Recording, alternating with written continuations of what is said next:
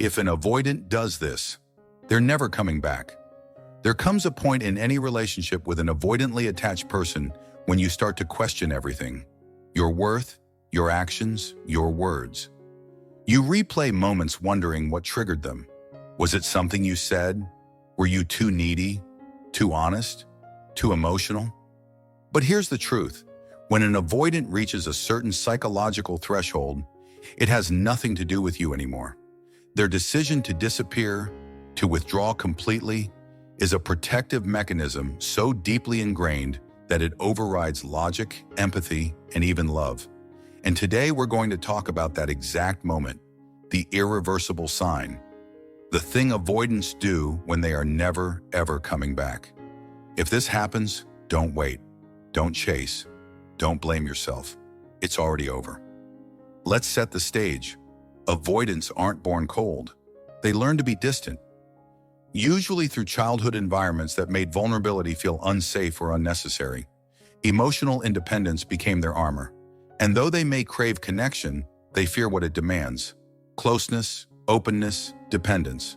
So when they meet someone who triggers feelings that are too intense, too real, or too exposing, they retreat. At first, it might be subtle. Fewer texts, shorter responses, less eye contact. But if you push back or express hurt, they don't get closer. They vanish even more. And if they do one specific thing, something we're about to unpack, it means they've slammed the emotional door for good. The point of no return for an avoidant doesn't look like a dramatic breakup. It's much colder, much quieter. It's when they emotionally erase you. They rewrite the story in their head to make themselves feel safe, and that version of events paints you as the problem. Suddenly, you're too clingy, too intense, too overwhelming. Even if you were patient, calm, and communicative, the narrative shifts. And if they start describing you to others in ways that feel off, like calling you toxic, dramatic, or obsessed, when none of that matches reality, this is it. This is the psychological coping mechanism that means they're not just distancing. They're rewriting you out of their life. This rewriting process is a form of emotional self-protection. Avoidants don't like guilt. They don't sit and reflect on what they could have done better. Instead, they justify leaving by exaggerating your flaws and minimizing the connection. It's a subconscious strategy, but once it starts, they rarely reverse it. If they're telling themselves a story where you were the threat to their peace, they won't be coming back. Because coming back would require them to admit that their narrative was flawed. And avoidants struggle with that level of vulnerability. It makes them feel weak, exposed, and dangerously close to their original childhood fears. Another brutal sign that an avoidant is never coming back is when they feel relief after cutting ties. Not pain, not longing, relief. You'll know this because they won't check in. They won't respond to your messages, not even out of politeness. And if they do respond, it's robotic, detached, or businesslike. Their emotional temperature is cold, calculated. That warmth you once knew? Gone. The avoidant has shut the door on the relationship and locked it behind layers of mental rationalization. They didn't just leave you, they emotionally anesthetized themselves so they wouldn't feel guilty for doing so.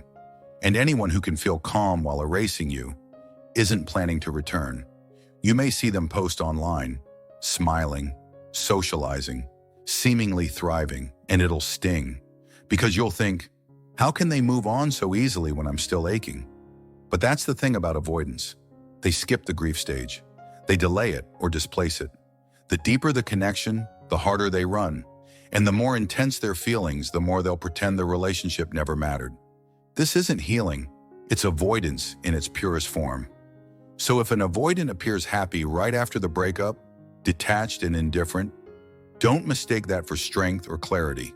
It's a psychological shutdown that they might never reverse. Now let's be clear. Not all avoidants are incapable of returning. Some eventually miss you. They reflect. They learn. But this only happens if they want to grow. If they go to therapy, if they develop emotional literacy, but if they show no remorse, no curiosity, no sense of accountability, and instead act like you never existed, or worse, like you were the villain in their movie, then you've encountered the kind of avoidant that has no intention of coming back. They're not just protecting themselves anymore. They're actively destroying the emotional bridge that once connected you. One of the harshest truths about avoidantly attached people is this. When they decide it's over, they disconnect on every level, mentally, emotionally, physically. They won't keep things that remind them of you. They'll delete photos. They might even unfriend or block you. And while that might seem immature, it's not about you. It's about their inability to hold emotional contradiction. They don't know how to carry both love and discomfort at the same time.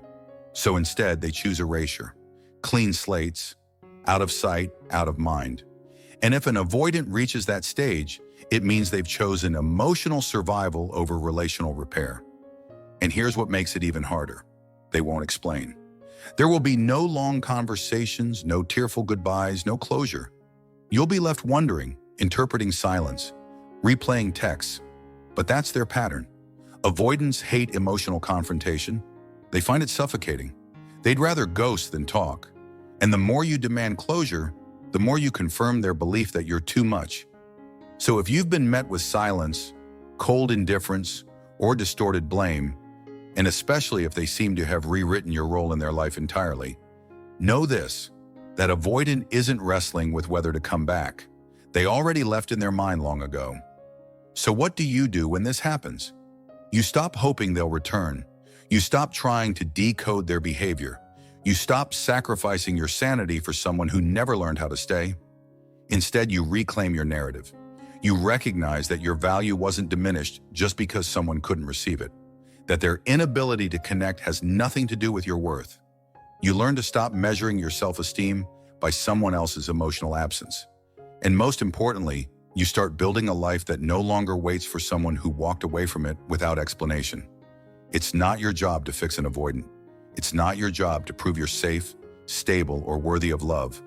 The right person won't need to be convinced. The right person will lean in, not pull away. They'll communicate, not disappear. They'll work through discomfort instead of escaping it. If the avoidant in your life has chosen distance, silence, blame, and detachment, then you have your answer. They're not confused. They're not just busy. They're gone. And holding on to their absence is the fastest way to lose yourself. The truth is, avoidants may come back when they sense you finally moved on. But it won't be love. It'll be control, curiosity, ego. And if you let them in again, without them doing the deep inner work, the same pattern will repeat. Disconnection, withdrawal, blame, silence. So don't mistake temporary contact for genuine change. If they emotionally erased you, rewrote the story, blamed you for their fear, and walked away without a shred of accountability, they are not coming back in any meaningful way. And if they do, it won't be because they love you. It'll be because they hate the silence that comes when you finally love yourself more than their absence. Let that silence speak louder than your pain. Let it be the space where you heal, not the void you beg to be filled. Because when an avoidant reaches the point of rewriting reality, erasing connection, and feeling relief instead of remorse, it's no longer your love that can fix them. It's their own journey. And some never take it. Some stay avoidant their whole lives. Cold, distant, defensive. Let them go, not to punish them, but to protect your peace. Because if they did this, they're never coming back. And that's your cue to stop waiting and start living. You deserve someone who doesn't run when love gets real.